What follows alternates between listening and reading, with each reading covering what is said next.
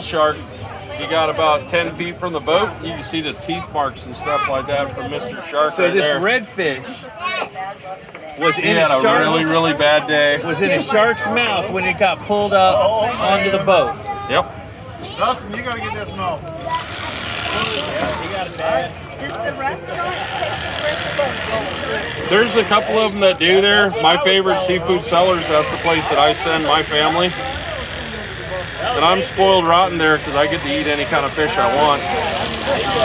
So once again, folks, since this is a new video, this is Chris with CV Charters in Crystal River, Florida. Crystal River, Florida, old Florida, beautiful old Florida, folks.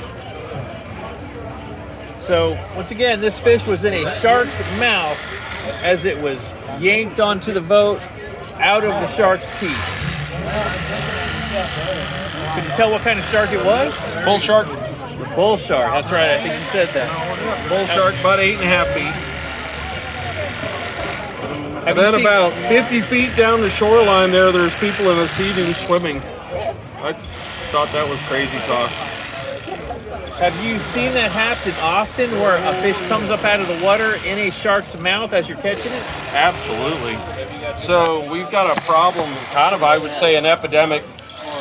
If you think of alligators there, you know, when they come in your backyard there, they consider them a nuisance fish or a nuisance animal.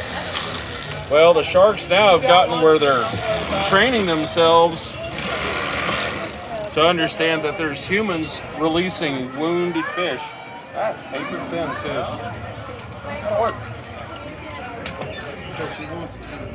So I wonder why no sharks come around here. Because there's 200-pound tarpon that come through here and take all the food before they can get here.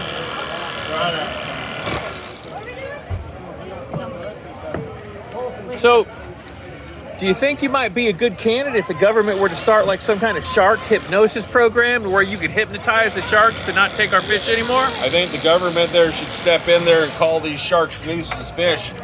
The reason why I say that there is, let's say you have your wife and kids on a boat, a dog and stuff.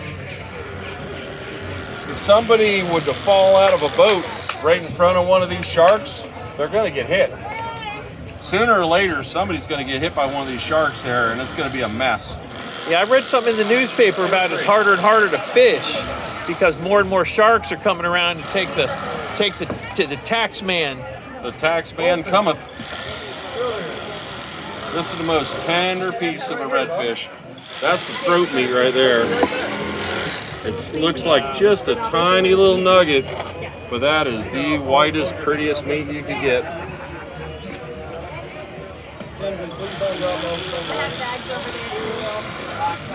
Slide his hose on you. Yep, no worries. All right, Chris, we appreciate the show, man. No worries. Appreciate you.